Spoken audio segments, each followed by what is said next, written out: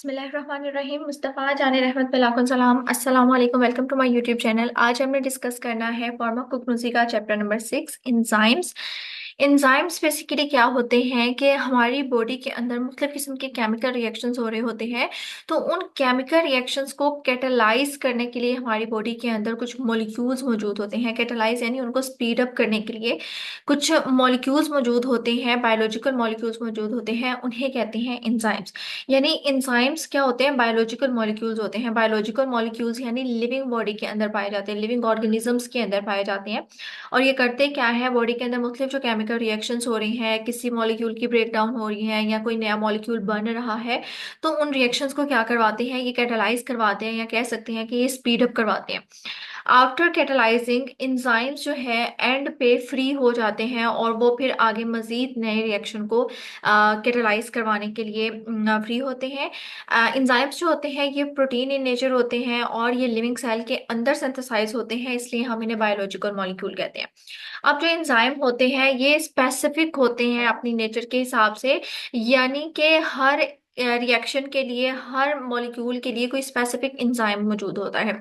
अब वो specific enzyme, for example अगर मैं बात करूं लाइपेज की, तो लाइपेज एक ऐसा एंजाइम होता है जो लिपिड की ब्रेक डाउन करवाता है। प्रोटीएज एंजाइम प्रोटीन की ब्रेक डाउन करवाता है। जो अमाइलेज एंजाइम है वो स्टार्च की ब्रेक डाउन करवाता है। तो लाइपेज एंजाइम हमेशा लिपिड की ही ब्रेक डाउन करवाएगा, अमाइलेज एंजाइम हमेशा स्टार्च की ही ब्रेक डाउन करवाएगा।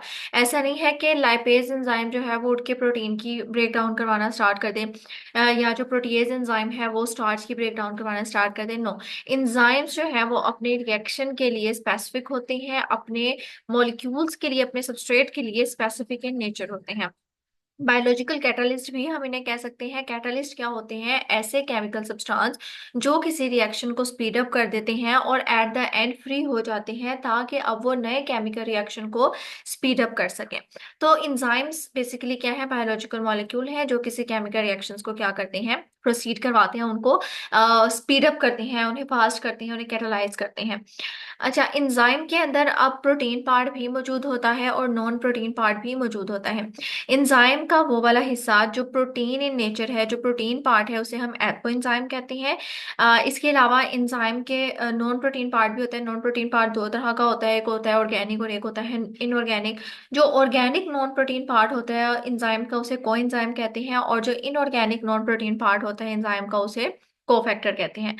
अब कोफैक्टर और को एंजाइम यानी organic and inorganic non protein part को कलेक्टिवली अगर नाम दिया जाए, इनके कॉम्बिनेशन को कहते हैं प्रोस्थेटिक ग्रुप। होलो एंजाइम या होल एंजाइम की बात करें तो एंजाइम का प्रोटीन वाला पोर्शन और नॉन प्रोटीन पोर्शन, पूरे एंजाइम को कलेक्टिवली मिला के हम होलो एंजाइम या होल एंजाइम कहते हैं।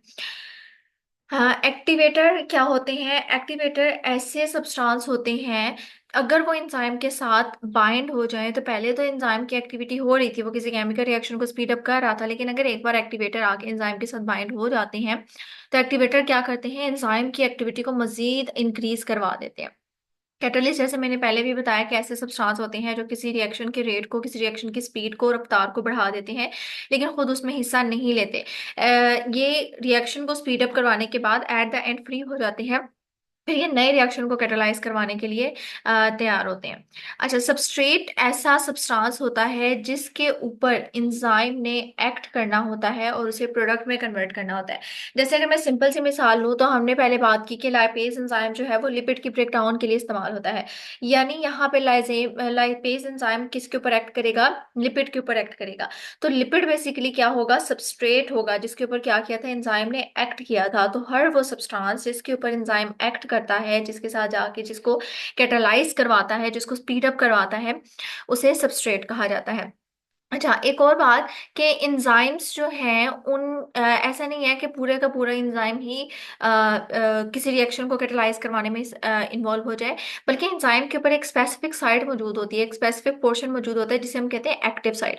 वो एक्टिव साइट क्या होती है? वो एक्टिव साइट एक ऐसा पॉइंट होता है जिसके ऊपर आके एक्टिव का मतलब क्या होता है कि वो चीज जो है वो काम कर रही है, वो एक्टिव है।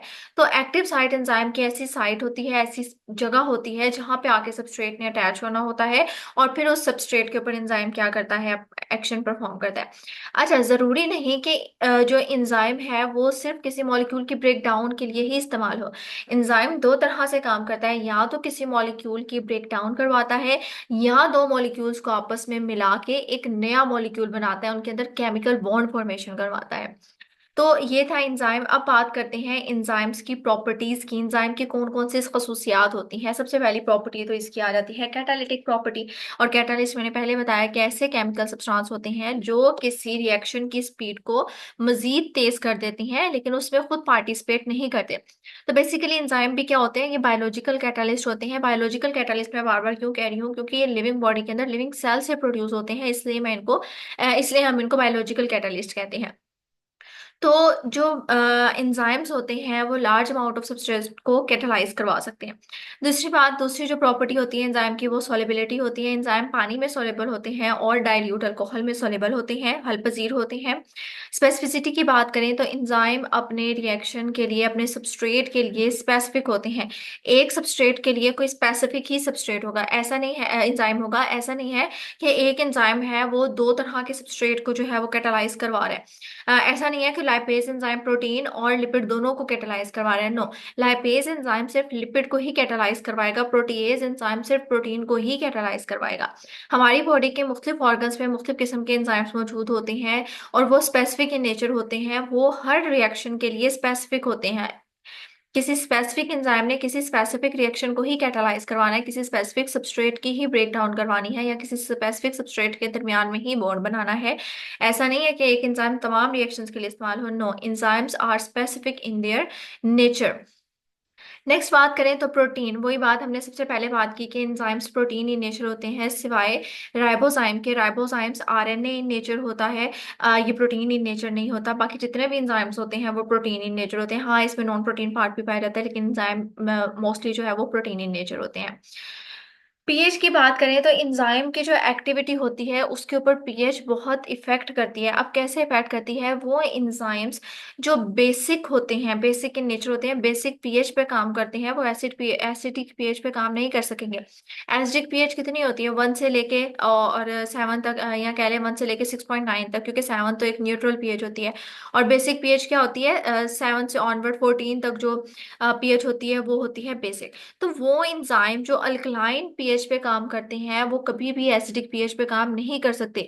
अगर अल्कलाइन पीएच वाले एंजाइम को हम किसी एसिडिक सॉल्यूशन के अंदर रख देंगे तो ये एंजाइम्स जो है वो डीएक्टिवेट हो जाएंगे, ये अपना इफेक्ट शो नहीं कर सकेंगे।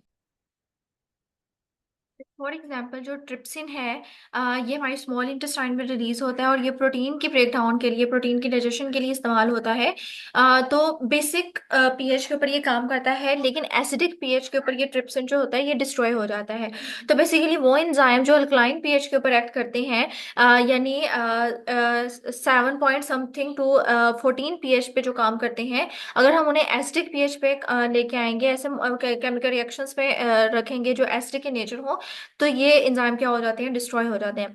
बेस की बात करें तो वो एंजाइम जो एसिडिक पीएच के ऊपर सही वर्क करते हैं, अगर हम उन्हें बेस में रखेंगे तो बेस उन्हें डीएक्टिवेट कर देगी, उन एंजाइम के फंक्शन को परफॉर्म नहीं करने देगी। जैसे पेप्सिन जो है ये हमारे स्टमक में रिलीज होता है, और स्टमक की पीएच चूंकि एसिडिक होती है तो ये उस एसिडिक पीएच के ऊपर ही काम करता है। अगर हम इसे बेसिक पीएच पे लेके जाएंगे पेप्सिन को, तो बेसिक पीएच पे ये डिस्ट्रॉय हो जाएगा।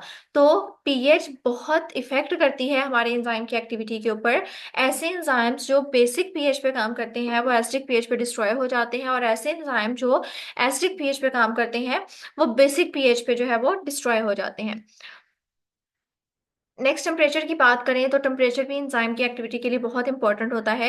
एक एंजाइम को अपना फंक्शन परफॉर्म करने के लिए जो ऑप्टिमम टेम्परेचर रिक्वायर होता है वो होता है 35 to 40 डिग्री सेंटीग्रेड। ये एक ऑप्टिमम टेम्परेचर होता है जिस पे एंजाइम अपना फंक्शन बहुत अच्छे से परफॉर्म कर सकता है। एंजाइम 0 डिग्री सेंटीग्रेड पे बिल्कुल इनएक्टिव होते हैं।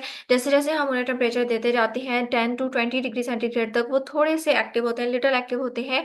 35 to 40 डिग्री सेंटीग्रेड पे वो बहुत अच्छी एक्टिविटी परफॉर्म करते हैं। हैं हाईली एक्टिव होते हैं, लेकिन अगर 50 डिग्री सेंटीग्रेड की बात करें तो वहां पे भी इंजाइम इनएक्टिव हो जाते हैं, और 60 डिग्री सेंटीग्रेड तक जाते जाते इंजाइम वैसे ही डिस्ट्रॉय हो जाते हैं। सॉलिड स्टेट की बात करें तो सॉलिड स्टेट में अगर कोई एंजाइम होगा तो वो 100 डिग्री सेंटीग्रेड तक भी अपनी एक्टिविटी परफॉर्म कर सकता है, स्टेबल रह सकता है। अब मैकेनिज्म की बात करें कि एंजाइम काम कैसे करते हैं, किस तरीके से ये रिएक्शन को कैटालाइज करवाते हैं। तो मैंने कहा कि एंजाइम्स दो तरह से रिएक्शन को कैटालाइज करवा सकते हैं। या तो ये किसी सबस्ट्रेट सबस्ट्रेट ऐसा मॉलिक्यूल जिसके ऊपर एंजाइम वर्क करता है, जिसके साथ आके एंजाइम बाइंड करता है, तो सबस्ट्रेट की या तो एंजाइम ब्रेक डाउन करवाएगा या दो सबस्ट्रेट को आपस में मिला के एक नया मॉलिक्यूल बनाएगा। तो बेसिकली सबसे पहले क्या होता है कि एंजाइम सबसे पहले मॉलिक्यूल के साथ कंबाइन करता है। किस मॉलिक्यूल के साथ? सबस्ट्रेट के साथ। जब वो उसके साथ कंबाइन करता है तो एंजाइम और सबस्ट्रेट एक कॉम्प्लेक्स बना देते हैं, जिसे हम एंजाइम सबस्ट्रेट कॉम्प्लेक्स या ईएस कॉम्प्लेक्स भी कहते हैं। फिर ये एंजाइम क्या करता है, उस जो सबस्ट्रेट है उसके अंदर वो केमिकल रिएक्शन करता है और उस सबस्ट्रेट को किस में कन्वर्ट कर देता है? प्रोडक्ट में कन्वर्ट कर देता है। प्रोडक्ट में कन्वर्ट होने के बाद अब वो प्रोडक्ट अलग हो जाती है और एंजाइम अलग हो जाता है। यानी इसका मतलब है एट द एंड, जैसे डायग्राम में दिखाया गया है कि जैसे सबसे पहले सबस्ट्रेट आया, वो एंजाइम के साथ आके बाइंड किया, एंजाइम सबस्ट्रेट कॉम्प्लेक्स बना। एंजाइम सबस्ट्रेट कॉम्प्लेक्स में एंजाइम ने उस सबस्ट्रेट की कैटालिसिस करवाई, कैटालाइज करवाया उसे, और प्रोडक्ट बना के, सबस्ट्रेट पहले कंबाइंड फॉर्म में आया था, एंजाइम ने क्या किया, उसकी प्रोडक्ट बना के, प्रोडक्ट अलग हो गई, एंजाइम अलग हो गया। अब ये एंजाइम फ्री है, ये आगे मजीद किसी और रिएक्शन को क्या करवा सकता है? कैटालाइज करवा सकता है। जैसे फॉर एग्जाम्पल कि ये हमारे पास येलो कलर में जो शो करवाया गया ये एंजाइम है, इसकी जो त्रिकोण शेप है यहाँ पे इसकी एक्टिव साइट होती है, जिसके ऊपर आके सबस्ट्रेट ने अटैच होना होता है। जबकि रेड कलर में जो शो करवाया गया है ट्राइंगल, वो सबस्ट्रेट होता है। सबस्ट्रेट ऐसा मॉलिक्यूल जिसने आके एंजाइम के साथ बाइंड करना होता है और इसके ऊपर एंजाइम ने अपनी एक्टिविटी परफॉर्म करनी होती है। तो सबस्ट्रेट क्या करेगा, एंजाइम के एक्टिव साइट के साथ आकर बाइंड करता है। क्यों हर और ये बात भी हमें पता है कि हर सबस्ट्रेट के लिए एंजाइम स्पेसिफिक होता है, enzymes are specific in nature. तो ये सबस्ट्रेट आके एंजाइम के साथ बाइंड करेगा, एंजाइम इस सबस्ट्रेट की कैटालिसिस करवाएगा, इसको कैटालाइज करेगा और इसे प्रोडक्ट में कन्वर्ट करके ये प्रोडक्ट एंजाइम से अलग हो जाएगी। अब ये एंजाइम फ्री है, इस एंजाइम के साथ अब एक और सबस्ट्रेट आके अटैच होगा, ये उसको भी कैटालाइज करवाएगा, उसको प्रोडक्ट में कन्वर्ट करके अलग कर देगा। फिर से ये एंजाइम मजीद अगले रिएक्शन को कैटालाइज करवाने के लिए इस्तेमाल होगा। अब यहाँ पे ये वाला जो रिएक्शन है इसमें दो सबस्ट्रेट जो हैं, यहाँ पे दो सबस्ट्रेट जो हैं वो आते हैं और वो एंजाइम के साथ आके क्या करते हैं? बाइंड करते हैं। एंजाइम के साथ आके बाइंड करने के नतीजे में जैसे फॉर एग्जांपल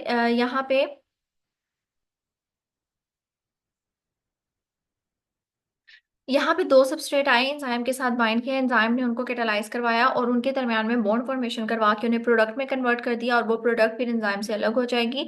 अब ये एंजाइम दोबारा से फ्री है किसी अगले रिएक्शन को कैटालाइज करने के लिए। यानी एंजाइम सबस्ट्रेट की ब्रेकडाउन भी करता है और सबस्ट्रेट को आपस में मिला के एक नया प्रोडक्ट भी बनाता है, उनके दरमियान में बॉन्ड फॉर्मेशन भी करता है। नेमिंग ऑफ एंजाइम, के एंजाइम्स को नाम कैसे देते हैं? एंजाइम्स को नाम देने का ये तरीका है कि हम सबस्ट्रेट के नाम के आखिर में सुफिक्स लगा देते हैं। सुफिक्स यानी नाम के बाद, एक होता है प्रीफिक्स और एक होता है सुफिक्स। प्रीफिक्स नाम से पहले कोई लफ्ज लगा देना और सुफिक्स नाम के बाद कोई लगाना। तो सबस्ट्रेट के नाम के आखिर में जब हम ASE एस लगा देते हैं तो एंजाइम का नाम बन जाता है। मां सिवाय ट्रिप्सिन, पैप्सिन और कीमोट्रिप्सिन के ये इस रूल को फॉलो नहीं करते। जैसे फॉर एग्जांपल वो एंजाइम जो न्यूक्लिक एसिड के ऊपर काम करते हैं उन्हें हम न्यूक्लियेज कहते हैं, और वो एंजाइम जो लिपिड के ऊपर काम करते हैं उन्हें हम लाइपेज कहते हैं। यानी ज्यादातर जो एंजाइम होंगे उनके नाम के आखिर में एज आता है। नेक्स्ट हमारे पास आती है classification of enzyme. Classification of enzyme में एंजाइम को 6 क्लासेस में क्लासिफाई किया गया है। सबसे पहला है ऑक्सीडोरिडक्टेज, ट्रांसफरेज, हाइड्रोलेज, लाइएज, आइसोमेरेज और लाइगेज। ऑक्सीडोरिडक्टेज की बात करें तो ऑक्सीडोरिडक्टेज दो लफ्जों से मिलकर बना है। ऑक्सीडो का मतलब होता है ऑक्सीडेशन, रिडक्ट का मतलब होता है रिडक्शन, और एज का मतलब एंजाइम्स होता है। यानी ये एंजाइम्स ऐसे एंजाइम्स होते हैं जो ऑक्सीडेशन और रिडक्शन रिएक्शन को कैटालाइज करवाते हैं। ऑक्सीडेशन रिडक्शन रिएक्शंस क्या होते हैं? ऑक्सीडेशन एक ऐसा प्रोसेस होता है जिसमें किसी मॉलिक्यूल के अंदर ऑक्सीजन ऐड होती है या हाइड्रोजन रिमूव होती है या इलेक्ट्रॉन रिमूव होते हैं। और रिडक्शन एक ऐसा प्रोसेस होता है जो ऑक्सीडेशन के बिल्कुल ऑपोजिट ऑपोजिट होता है, इसमें ऑक्सीजन रिमूव होती है, या हाइड्रोजन ऐड होते हैं, या इलेक्ट्रॉन ऐड होते हैं। तो ऐसे एंजाइम जो ऑक्सीडेशन और रिडक्शन रिएक्शन को कैटालाइज करवाते हैं उन्हें ऑक्सीडो रिडक्टेज एंजाइम कहते हैं। जैसे ascorbic acid oxidase, ascorbic acid vitamin C को कहते हैं। ये एस्कॉर्बिक एसिड अब ऑक्सीडेशन कैसे करवाता है कि हमारे ब्लड के अंदर मौजूद होते हैं आरबीसी, रेड ब्लड सेल्स, उसमें मौजूद होता है हीमोग्लोबिन। हीमोग्लोबिन का काम क्या होता है, हीमोग्लोबिन के अंदर मौजूद होता है एक आयरन ग्रुप। ये हीमोग्लोबिन का काम क्या होता है, इसने ऑक्सीजन को बॉडी के एक पार्ट से दूसरे पार्ट की तरफ लेके जाना होता है। तो एस्कॉर्बिक एसिड क्या करवाता है, जो हीमोग्लोबिन का आयरन ग्रुप है उसके साथ ऑक्सीजन को बाइंड करवा के उसे बॉडी में ट्रांसफर करता है। तो बेसिकली इसने क्या किया, एस्कॉर्बिक एसिड ने हमारे हीमोग्लोबिन में आयरन के अंदर इसने क्या किया, ऑक्सीजन की एडिशन करवाई, ऑक्सीजन को मूव करवाया। तो ये क्या था, ऑक्सीडेशन रिएक्शन था। तो वो एंजाइम्स जो ऑक्सीडेशन और रिडक्शन रिएक्शन को कैटालाइज करवाते हैं उन्हें ऑक्सीडो रिडक्टेज एंजाइम कहते हैं। इसकी मजीद कुछ टाइप्स होती हैं, एग्जाम्पल होती हैं जैसे डिहाइड्रोजिनेसिस, ऑक्सीडेसिस, परऑक्सीडेसिस, ऑक्सीजनेस, रिडक्टेज और हाइड्रो ऑक्सीलेज। जो सेकंड एंजाइम है वो होता है ट्रांसफरेसिस। ट्रांसफरेसिस ऐसे एंजाइम्स होते हैं जो फंक्शनल ग्रुप को ट्रांसफर करते हैं एक मॉलिक्यूल से दूसरे मॉलिक्यूल से। जैसे फॉर एग्जांपल के कार्बन डाइऑक्साइड हो गया, या अमोनिया हो गया, या वाटर हो गया, उसे एक मॉलिक्यूल से किसी दूसरे मॉलिक्यूल में ट्रांसफर करने का काम करते हैं फंक्शनल ग्रुप को। जैसे मिसाल के तौर पे यहाँ पे एक रिएक्शन दिखाया गया, A X plus B is equal to A plus B X. यहाँ पे ए एक्स जो है ये एक मॉलिक्यूल है, इसके साथ जो फंक्शनल ग्रुप लगा हुआ है वो एक्स है। तो जब बी एक मॉलिक्यूल आके इसके साथ रिएक्शन करेगा तो जो ए के साथ फंक्शनल ग्रुप लगा था एक्स, वो यहाँ से हट के बी के साथ लग जाएगा। तो यहाँ पे क्या हुआ, इस रिएक्शन के अंदर इंजाइम ने क्या किया कि एक मॉलिक्यूल से फंक्शनल ग्रुप को हटा के उसको दूसरे मॉलिक्यूल के साथ लगा दिया। इसकी एग्जांपल हम मिथाइल ट्रांसफरेज ले सकते हैं। नेक्स्ट आता है हाइड्रोलेज। हाइड्रोलेज, हाइड्रो का मतलब होता है वाटर, एज का मतलब होता है एंजाइम, यानी ये ऐसे एंजाइम्स होते हैं जो किसी रिएक्शन को कैटालाइज करवाते हैं हाइड्रोलिसिस करवाते हुए। हाइड्रोलिसिस का मतलब होता है वाटर की प्रेजेंस में ब्रेक डाउन करवाना। तो बेसिकली ये हाइड्रोलिसिस वाले रिएक्शंस को कैटालाइज करवाते हैं। इसमें हाइड्रो ऐसे एंजाइम्स जो रिएक्शंस को कैटालाइज करवाते हैं through hydrolysis, break down in the presence of water. इसके एग्जाम्पल में एस्ट्रेज आ जाता है, न्यूक्लियस आ जाता है, लाइपेज, फॉस्फेटेज और पेप्टाइडेज आ जाता है। नेक्स्ट आते हैं लाइस। अच्छा, लाइस का काम क्या होता है, ये किसी मॉलिक्यूल के अंदर, किसी डबल बॉन्ड के अंदर अमोनिया, वाटर या कार्बन डाइऑक्साइड को ऐड करवाते हैं, या किसी मॉलिक्यूल में से अमोनिया, वाटर, कार्बन डाइऑक्साइड या किसी और फंक्शनल ग्रुप को रिमूव करवाते हैं। अब जब किसी मॉलिक्यूल के अंदर ये इन अमोनिया, वाटर और कार्बन डाइऑक्साइड को ऐड करवाएंगे तो उस केस में क्या होगा, अब जाहिर सी बात है जब भी इनमें से कोई मॉलिक्यूल किसी दूसरे मॉलिक्यूल में ऐड होगा तो हमेशा नया बॉन्ड बनने के लिए जरूरी है कि पुराना बॉन्ड टूटे। तो अगर उस मॉलिक्यूल में डबल बॉन्ड है तो डबल बॉन्ड को तोड़कर, एक बॉन्ड तोड़ के उसकी जगह इनमें से कोई मॉलिक्यूल को ऐड कर देगा। और अगर वहां से रिमूव होना है तो रिमूव होने के नतीजे में भी जब इन मॉलिक्यूल में से कोई मॉलिक्यूल निकलेगा तो वहां पे उस मॉलिक्यूल के दरम्यान में दोबारा से क्या बन जाएगा, डबल बॉन्ड बन जाएगा। तो लाइस ऐसे एंजाइम्स जो अमोनिया, वाटर और कार्बन डाइऑक्साइड को या तो डबल बॉन्ड में ऐड करवाते हैं या डबल बॉन्ड से रिमूव करवाते हैं। फॉर एग्जांपल फ्यूमेरिक एसिड जो है, इसमें अगर हम वाटर के साथ रिएक्शन करवाएं तो इसके लिए एक एंजाइम इस्तेमाल होता है फ्यूमिरेज। ये फ्यूमिरेज क्या करता है, वाटर को फ्यूमेरिक एसिड में ऐड करके इसे मैलिक एसिड में कन्वर्ट कर देता है। नेक्स्ट जो एंजाइम होता है वो होता है आइसोमेरेज। आइसोमेरेज ऐसे एंजाइम्स होते हैं जो एक आइसोमर को दूसरे आइसोमर में कन्वर्ट करते हैं। आइसोमर्स क्या होते हैं, ऐसे मॉलिक्यूल्स होते हैं जिनका मॉलिक्यूलर फॉर्मूला तो सेम होता है लेकिन उनका स्ट्रक्चरल फॉर्मूला डिफरेंट होता है। यानी उनके मॉलिक्यूल्स तो सेम होते हैं लेकिन उनमें जो मॉलिक्यूल के अंदर जो एटम वगैरह मौजूद हैं उनकी अरेंजमेंट में थोड़ा सा डिफरेंट होता है। जैसे अगर ग्लूकोज की बात करें और फ्रुक्टोज की बात करें तो ग्लूकोज और फ्रुक्टोज का फॉर्मूला बिल्कुल सेम होता है, C6H12O6, लेकिन उसके अंदर जो मौजूद एटम है, जो एलिमेंट्स हैं, उनकी अरेंजमेंट, उनमें फंक्शनल ग्रुप की अरेंजमेंट जो होती है वो डिफरेंट होने की वजह से ये एक दूसरे से डिफरेंट होते हैं। तो बेसिकली ऐसे एंजाइम्स जो एक आइसोमर को दूसरे आइसोमर में कन्वर्ट करें उसे क्या कहते हैं, यानी एक स्ट्रक्चरल फॉर्मूला से दूसरे स्ट्रक्चरल फॉर्मूला में कन्वर्ट करें उसे क्या कहते हैं, आइसोमरेज एंजाइम कहते हैं। जैसे ग्लूकोज को फ्रुक्टोज में भी आप कह सकते हैं, ग्लूकोज सिक्स फॉस्फेट को फ्रुक्टोज सिक्स फॉस्फेट में जो एंजाइम कन्वर्ट करेंगे वो आइसोमरेज एंजाइम होंगे। नेक्स्ट आता है लाइगेज। लाइगेज ऐसे केमिकल रिएक्शन होते हैं जो दो लार्ज मॉलिक्यूल्स को आपस में कंबाइन करते हैं और उनके दरमियान में केमिकल बॉन्ड बनाते हैं, उस ऐसे एंजाइम्स होते हैं लाइगेज।